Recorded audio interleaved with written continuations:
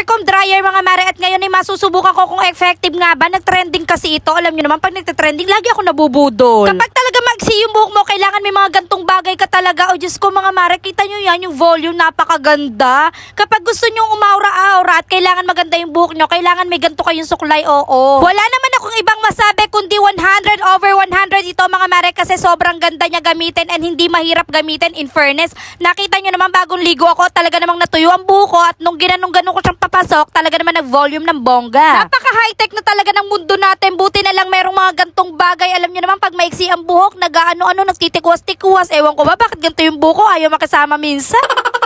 Unti-unti ko na nga nakikita yung kinalabasan at kinaganda ko mga mare. Charis! Yung kinaganda pala ng buhok ko. So far, so good mga mare. Alam nyo na kung saan kayo order. Ilalagay ko to sa aking yellow basket. Mura na, maganda pa ako. Charot! Yung suklay. O, tingnan yung OOTD ko for today's video. Bye!